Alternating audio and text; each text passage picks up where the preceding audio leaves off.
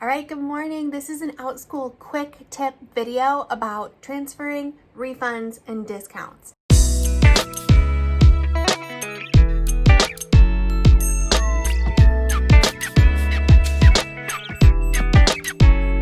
So I have a story for you. I have a referral friend and she got hired for Outschool, and her very first class, she was texting me before class and I was kind of like with her on the phone while she's getting ready for her first class.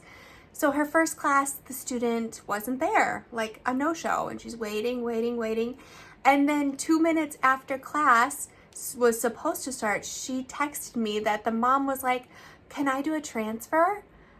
And okay, it's not her fault. I had never told her about transfers, discounts, or refunds.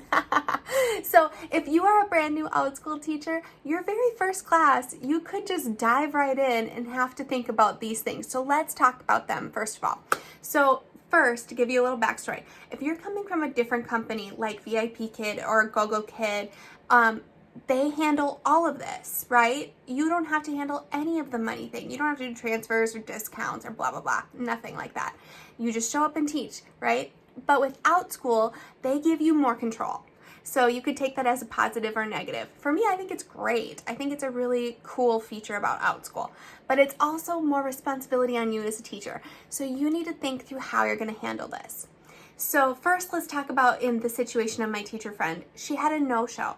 So first of all, so you know, the no-show policy for students, when students no-show, the teacher, regardless of the length of your class, you wait 10 minutes. It's kind of like when you were in college, did you have this policy? Like if the professor is 10 minutes late, you can leave? Well, it's kind of like that. If your student is 10 minutes late, you can leave. You don't have to wait in the classroom for the entire length of the class. It's always 10 minutes. So at that point, you kind of have a choice. You can just let it go and just assume that the parent just forgot. You can offer to transfer the student to a different class, or you can offer a refund. Now, I don't do those. I just say, if you're a no-show, that's on you, and that spot could have been given to a different student, so I'm not going to transfer or refund you. So let me explain the differences too. A refund is where you just give them back their money and they don't take another class with you, or it just is like a straight refund, okay? The second one is a discount. That's where like sometimes people do sibling discounts where if you register 2 students, the second student is like half off or something like that. Or some people say, if you are coming from my Facebook ad, I'll give you a $3 discount or something like that.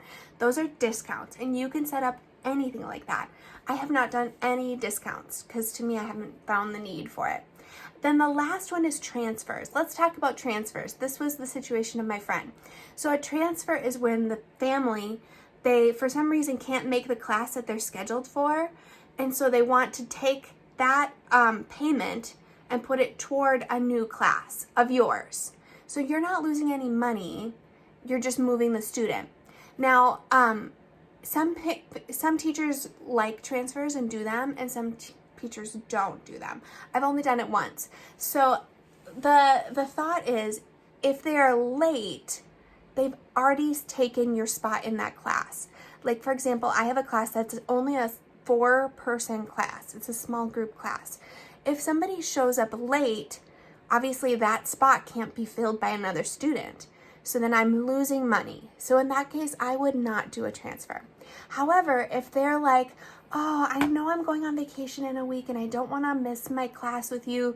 Is there a way I could transfer to this other section?" I would probably say yes. So let me show you here how you go and make a discount, refund, or transfer. And side note, I did a whole other video about refunds, about the reason why you might want to do a refund.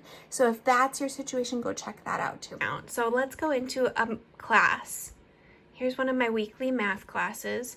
So you'll go over here to the students and you pick on the specific student. I'll just pick this student. And then over here, this is the area you need to get familiar with. Change enrollment right there. And side note, this is where you can talk to parents about what you're going to do to have a direct parent conversation. If you go to change enrollment, a window will pop up like this. And then it gives you some options, okay? It gives you an option to transfer the student right here, or to refund. Now, do you see here, you don't have to refund the full amount. So if you wanted to do a discount, this is where you would do a discount also. There's also the option to stop the subscription. Now, I've never done that for a student for ongoing class. That's basically the equivalent of like kicking them out of your class. Let's talk about transfers up here. So if the student requested a transfer, you would pick this up and see the next sections. I only teach 2 sections of this class, so there's only one option. I could pick on that and click on that and then put transfer her. Down here, if I wanted to refund her, I would just click the refund and it would say what we refunded. All right, it's actually very slick, very easy process. And I really like the way Outschool does it because they really make it easy for you teachers. It just takes a little thought on the front end. So I hope this is helpful to you. It's just good knowledge to put in the back of your head because eventually you will run into it. Hopefully not your very first class like my friend, but you will run into parents. And you know, sometimes parents are very well-meaning and they want to take your class and they don't want to, you know, like they're not trying to get free classes out of you. But let's be honest, there are parents out there who just like forget your class, no show, it's on them, but they want you to give them a free class for that. And really, you have to decide how you feel about that. If you're a brand new teacher, you might want to just suck it up and take the hit to keep a student that will potentially become a new student. If you have a full schedule and you don't really need more students like that, then maybe it's time to say, you know, sorry, you missed my class, you blew it off, so you need to pay for the class because I was saving a spot for you. So you have to think through those things and decide where you will be on the kind of lenient to strict continuum.